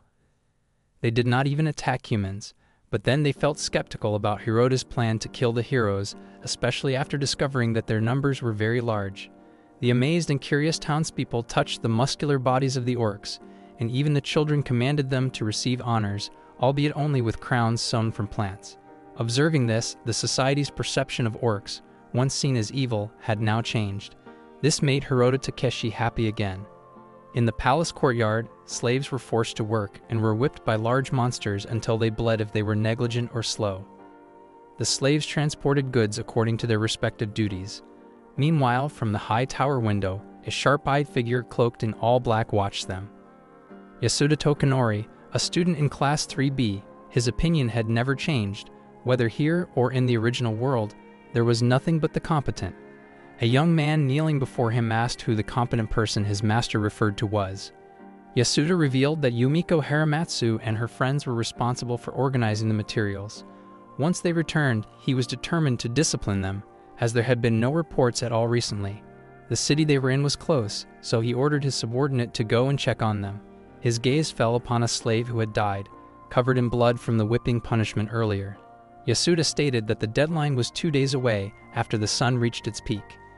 2 days later, a hero strutted alone toward the fortress gate, announcing his arrival, claiming to be a hero. Hirota Takeshi turned toward the gate opened by the guards. Hifumi Uchida, a long-haired man with an iron shield on his left shoulder, wore iron armor on his chest and gauntlets covering his arms. The chubby young man stood at the front line in a white shirt, with scars on his cheeks making his face look slightly fierce. Seeing Hirota Takeshi among one of the townspeople welcoming him, he couldn't believe that the chubby young man was also sent to this world. Afterward, the long-haired man immediately activated his search ability. Like the reaction of his other classmates, the man laughed at him. Yes, he also mocked Hirota because, despite being sent to another world, he still remained at the bottom.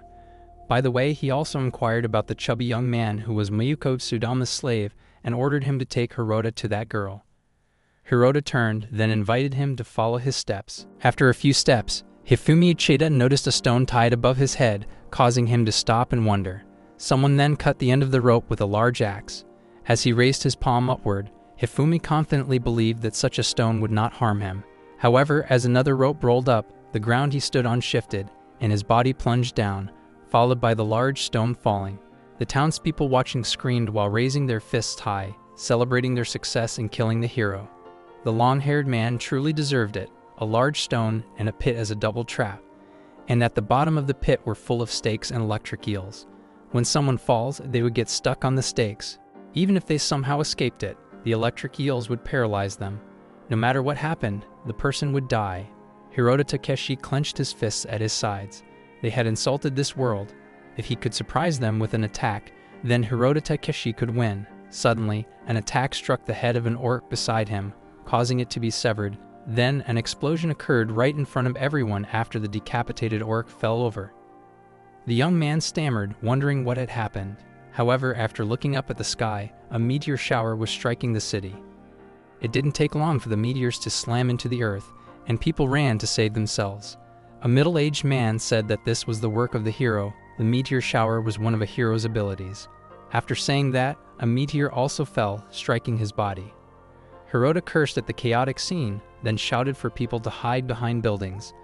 Before he finished giving instructions, meteor strikes seemed to target people directly with the explosions they produced.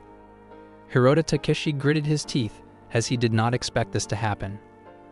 Hirota cursed as the meteors fell right onto the people.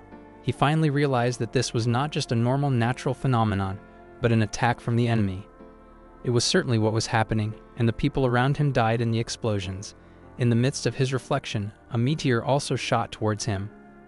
The orc beside him immediately embraced Hirota, causing them to tumble, and the meteor succeeded in injuring his back.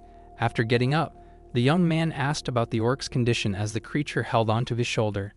The orc glared while pulling the collar of the young man's shirt, startling Hirota, before throwing him over the fortress gate where the large stone trap was located. As he floated in the air, he saw the determined gaze of the creature until his body landed several meters near the trap stone. More meteors then shot down, wreaking havoc on the fortress and everything within it. The orc and the remaining townsfolk truly met their end at that moment. Hirota shouted, but there was nothing he could do. His face was filled with regret as destruction lay before his eyes. His body crumbled, his knees hitting the ground. He wondered why this could happen. From the gap of the large trapstone, where the ground was already cracked, a hand appeared. Hifumi Uchida then struggled to lift his body, cursing the young man in front of him. After seeing the chaos, he was convinced that all of this was Yasuda's doing, and that he had to miss out on this exciting event, even though he had warned not to attack before the sun was at its peak. Hirota didn't understand until he was shocked to find that he had regained consciousness. The first thing he realized he had to do was flee. He swung his legs as fast as he could, ignoring the calls behind him. Hifumi, who was ready to chase, was held back because his clothes were pinned under the stone, shouting for his enemies to wait for him. He continued to curse his clothes that were stuck as Hirota began to enter the forest. The characteristic calls from his classmates calling him pig echoed in the woods. After running quite a distance, Hirota's steps began to weaken. His body felt limp again. He didn't know how many days had passed since then. He was searching for the orc village. He ran without thinking and didn't know where he was now. They had thought they could combine the strength of orcs and human wisdom to win, but that turned out to be a huge mistake. He felt it was impossible to win against such skills, especially when Hirota himself had no skills at all. It was the orcs who welcomed Hirota Takeshi for the first time, even getting caught up in a revenge mission and ultimately dying. His knees once again crumbled to the grass, his body trembling as he held back regret. He covered his face with his right hand, wondering how he could show his face if he returned to the orc village. What could he say to them all there? Tears began to fall until he remembered this terrifying pig's face. The smile on his lips appeared with tears streaming down. His legs moved hastily and then fell due to the downward and slippery terrain covered with wet grass. Hirota was startled when an arrow was aimed at him, and a cloaked girl was the perpetrator. Seeing the shape of her pointed ears, he realized that the girl was an elf. The girl asked whether Hirota was an orc or a human, then her gaze fell upon a gemstone pendant necklace that had fallen next to the young man's body. She immediately asked why Hirota had it. The girl stood under a tree after hearing the young man's explanation, and she learned that it was Hirota who avenged Kataki Karelia and retrieved the necklace. Hirota merely sighed after biting into the fruit in his hand. The girl confessed that Karelia had also told her about a human named Takeshi, which shocked the young man because the elf girl he liked knew his true identity as a human. Nevertheless, Karelia said that the young man was a good person. After hearing Karelia's words, she wanted to talk to Hirota Takeshi and asked Karelia to teach her the human language. Although she had repeatedly warned her not to interact with humans, she remained stubborn. Hirota called the girl's name, and in an instant, Karelia's smiling face appeared beautifully in his mind, which only piled up his regrets in his chest, making him wipe his tears repeatedly. The girl then apologized and introduced herself as Lagoda, a captain of the warriors from the elf village. Hirota did not respond, only his weary eyes glanced sideways, but in his seated position, he appeared to be growing comfortable.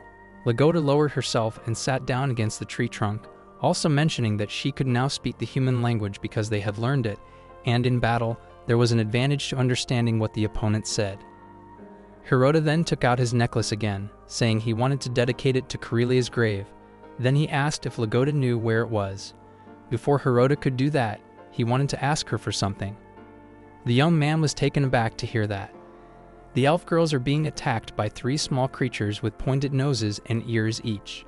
Meanwhile, other girls are tied to tree trunks. Hirota and Lagoda peek from the bushes. The girl then introduces herself as an elf from the village. Another girl, with her hands tied and mouth gagged, is forced to play with a human while the small creatures aim their weapons at her. Lagoda says that after Hirota killed the 3 previous heroes, this person and his goblins came and took over the village. He has something to ask the one capable of killing 3 heroes. Lagoda wants Hirota to kill him and save their village, as he is a monster who has captured many elf girls.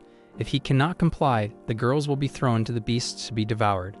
The goblins hunt the beasts that come to eat the bodies of the elves and turn them into food.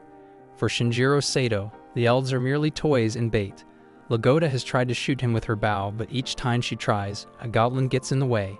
She suspects that the person's skill is the ability to manipulate them. That is why Lagoda asks Hirota Takeshi to help her with this. The young man is shocked to hear her story. He shifts his position before explaining that he was able to kill those 3 heroes before because he had orcs by his side.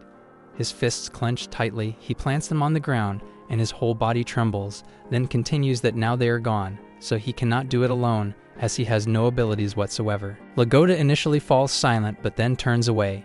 Meanwhile, Hirota expresses that he just wants to go to Carelia's grave. In their line of sight, on that hill, in the middle of the meadow, there is a 2-branched sprout growing on the bare ground. Lagoda buried Carelia on that hill, but Hirota cannot go there now, so they remain hiding in the bushes from a distance, because if they force it, the goblins in the village will see them. After death, the souls of the elves will return to the forest without needing to be buried. But Carelia is special. On the day of the elf hunt, Lagoda was away from the village on business, but when she returned, what she saw was hell. The village was in ruins, trees were down, and trunks were cut everywhere. The elves were also scattered. The sound of someone moaning caught her attention. It turned out to be Carelia, and Lagoda hurried to hunt down that weak body. She cursed while cradling her helpless body. Carelia was severely broken and on the brink of death. Carelia also requested that after her death, she wanted to be buried on the hill, so the tree that grows from her body could look towards the village and her beloved forest. Lagoda stared in disbelief at that request, but then Carelia raised her wounded hand and pointed forward where she cast her gaze, so the memories of her together with Hirota Takeshi flashed as her sweetest memories, bringing tears to her eyes. She said that the place where she spent time with Takeshi was indeed a beautiful place. Her bloodied fingers showed the forest near the hill, which was a place they often visited. However, slowly her vision began to fade, her hand fell to the ground, and Carelia breathed her last after saying that. Lagoda immediately embraced her lifeless body, consumed by sorrow. Hirota stared in disbelief, tears welling in his eyes. At the end of her life, it was the name Hirota Takeshi that the girl remembered. The young man tightened his grip on the necklace in his palm, then cried because he couldn't do anything. He could only cry and regret while calling the girl's name. Carelia loved the forest, loved the elves, loved all living creatures, and in return she was loved. The young man was able to control himself, although tears still flowed. Lagoda expressed deep sorrow for Carelia, and from the survivors she heard about the necklace thief and followed him, then found the corpses. Her teeth chattered as she said that upon returning, Lagoda found this goblin man. He punched the ground while cursing. Even if it was just a little, if Horita really loved Carelia and wanted to offer the necklace to her grave, then this village was something Carelia loved, so Lagoda asked Hirota to save it. The young man was taken aback, then bowed his head without answering. Angrily, the girl suspected that Hirota was unwilling and questioned it. But then, the young man said that he needed time to rise with a plan. Hirota was determined, and Lagoda welcomed him with a grin. As night fell, Hirota Takeshi and Lagoda were still in the forest preparing their plans. Suddenly, someone shouted, saying that he wanted to go back to the city. It was Shinjiro Sato howling like a wolf. He also complained that a pig bastard had come to high school, thinking that his worst high school life was over. But now, even while in another world, his abilities were at an all-time low. Hugging a woman in his arms on the street and enjoying delicious food was nothing special. In fact, life in another world should be full of joy and happiness, but Sato felt that it did not apply to him. He admitted he could not enter the city with the goblins while trampling on those small creatures with pointed noses and ears. Sato also cursed the goblins who wanted to play with the village girls in the countryside. But that was impossible because they only had long ears and no options. Sato, the tubby body, laughed. He felt a little better after shouting and then planned to take a leap before going home. His gaze fell on the 2-branched sprout on Carelia's grave. He said it was a good target while unbuckling his pants. Hirota and Lagoda, witnessing this, growled in anger. The stout young man actually urinated on the newly sprouted sprout until it fell with a cheerful face. Hirota, unable to endure his classmates' insolence, ran closer while calling his name, and the goblins turned around because of his antics. Lagoda shouted to stop him from their hiding place. Sato turned around, questioning the existence of the person he called a pig, but Hirota ignored him. He then turned back and told Lagoda to shoot him. While cursing, the girl complied. Arrows flew ahead of Hirota's steps, but the goblins sacrificed themselves to block the arrow attacks with their bodies. Sato cursed the goblins and told them not to die over 1 or 2 arrows, then ordered the other goblins to stop Hirota. Unfortunately, it was too late, as now the guards had opened up. Along with that, Hirota delivered a punch directly to Sato's abdomen, causing both to tumble over. After they both got up, Sato then called Hirota and said that suddenly his lower part was out, so Hirota would not be able to fight him. Hirota called him back and informed him that the place where the stout man urinated was a life loved and cherished by everything. He started to lose control until he yelled that there was no place for Shinjiro Sato here because the stout man was the one they hated the most. Sato also yelled, warning his classmate not to play around. They then stood facing each other, emotions taking over them. Beneath the hill where the one most loved sleeps, I and all of them, the most hated, will engage in a battle. Lagoda stared in disbelief at what Hirota said, but the goblins looked excited to anticipate it. Hirota Takeshi invited Shinjiro Sato to have a match and decide who among them truly occupied the lowest position. Lagoda was busy shooting arrows at the goblins running to attack him, cursing as his task seemed never-ending with more goblins appearing. He needed to finish them quickly and help Hirota, who was still facing off against someone ahead. Although neither of them had moved yet, he hoped Kirilia's friend would not die. Hirota glared at his classmate, who was smirking in annoyance, then invited him to start the fight to determine who among them was in the lowest position. The young man shouted as he ran to charge at his enemy. Laughing mockingly, Sato waited for him and said he would just stand there. As he jumped to deliver a blow, Sato suddenly thrust his palm forward, causing a goblin to crash into Hirota's stomach, sending him flying. Sato stomped his feet while mocking Hirota's earlier comments about the match meant to show who was truly at the bottom, calling him foolish for thinking there was a contest here. Hirota, still crawling, turned to him with a pained grin. Moreover, when using the search on Hirota Takeshi, Sato found no abilities or level. Thus, with his own abilities and level, he was confident Hirota couldn't possibly hit him. At that moment, Sato kicked and struck Hirota's chin, knocking him down. Shinjiro Sato laughed heartily, claiming that violence felt really good. Hirota Takeshi crawled back up as the stout one approached him again. In the real world, everyone else had to defeat Hirota, and he never got a turn. Therefore, he would do it now. Sato was going to have fun with him tonight. Hirota looked around frantically, cursing, searching for something or anything that could give him a chance. Then, from the forest, he saw 2 glowing eyes in the darkness. At first, Hirota peered cautiously, but then, cursing again, he stood up and ran in the opposite direction of whatever was in the forest. Sato laughed, mocking him for seemingly trying to escape, and kicked Hirota in the back while questioning the young man's indifference, as he would soon be beneath him. After falling face down, Lagoda, who had just seen him, called out from a distance. She asked what had happened and urged him to show the strength that had killed those heroes. Sato was left dumbfounded, repeating her words. Lagoda reiterated that Hirota had killed those who had managed to defeat the Demon King. Therefore, it was impossible for the young man to be at the bottom. Sato echoed her words again, suddenly filled with rage, believing that Lagoda's statement was nothing but nonsense. The veins in his forehead bulged as he asserted that the pig was beneath him. Hirota must be below him, with Sato stomping on his enemy's head. He even kept repeating the words pig and beneath. Ultimately, Sato declared that Hirota would be beneath him while stepping harder on his head until the young man lay incapacitated. Sato was out of breath, but then he picked up a stick. He would prove that there would be no way out for Hirota to kill him. His hand was raised, ready to strike his enemy with the stick while laughing in satisfaction. But suddenly, Hirota stood up again and thanked him, which confused Sato. Hirota glanced at him, and behind Sato and his goblin creation, an orc emerged, having fought alongside him from the start, thanking him for still being alive.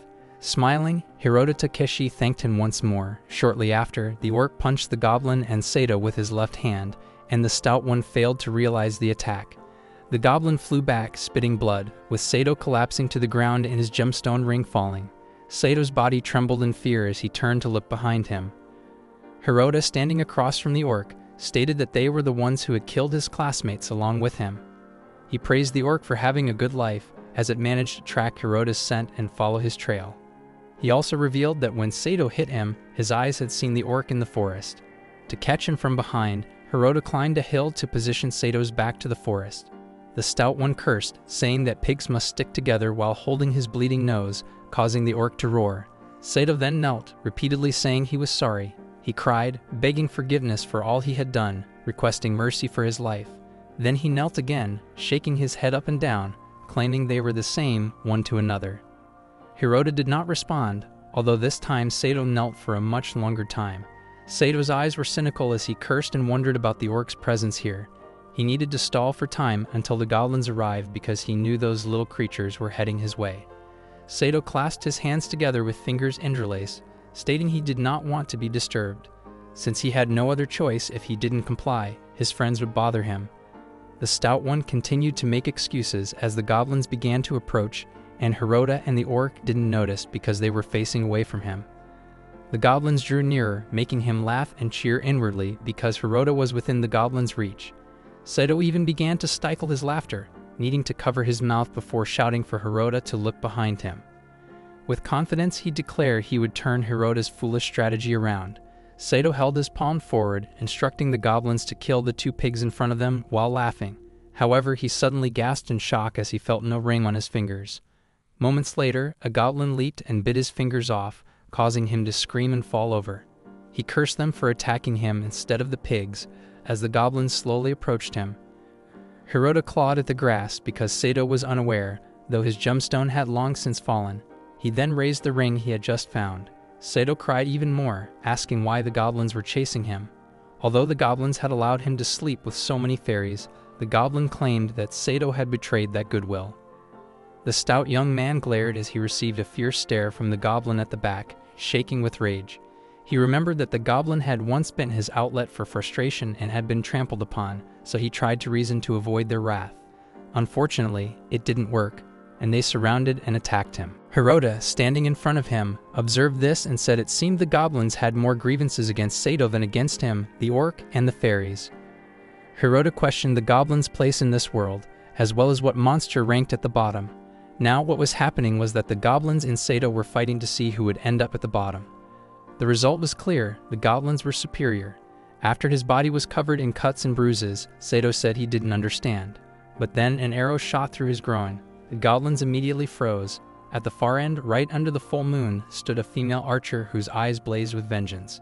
Sato, still able to see her, could not hold back his tears as the bow prepared to launch another arrow, aimed at avenging the elves that Sato had killed.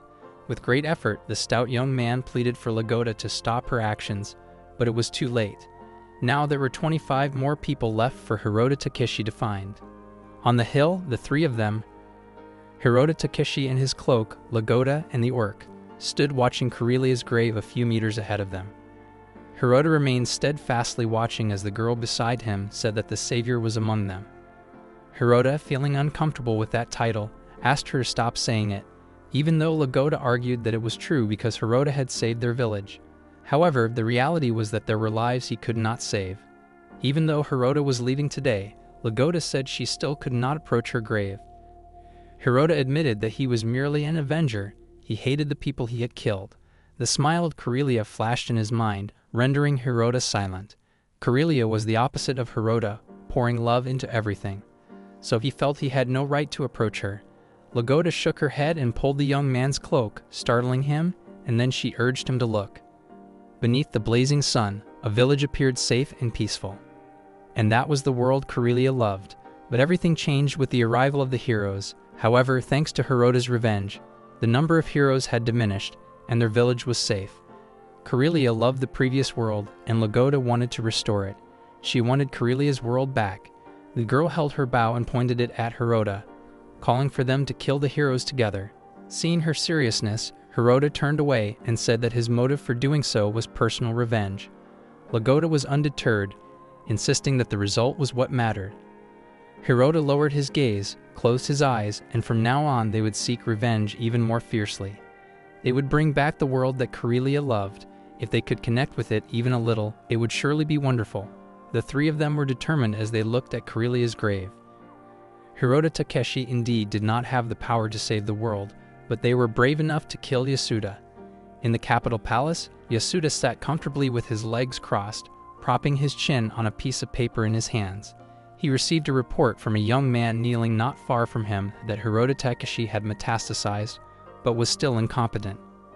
Along with this statement, he smirked and placed the paper on the table right in front of him. Apparently, the pig could not accept the goddess's blessing. Yasuda then stood up and approached the window. Uchida's report stated that Takeshi had killed several of their classmates. He began to think that Uchida had made a mistake. His gaze fell below, where men were shackled with their children and wives tied up with ropes. The men shouted that the pests needed to be exterminated. Yasuda then snapped his fingers, causing a meteor shower to strike them with explosions, his eyes still glaring sharply downward. Yasuda lamented the classmates who could not be saved. The barbaric people who were powerless needed to be eradicated. To him, this world was filled with garbage, devoid of a place worth loving. The only valuable thing in this world was himself, Tokunori Yasuda. His eyes glowed like a hungry wolf in the darkness, and the suppression order for Hirota Takeshi had been issued.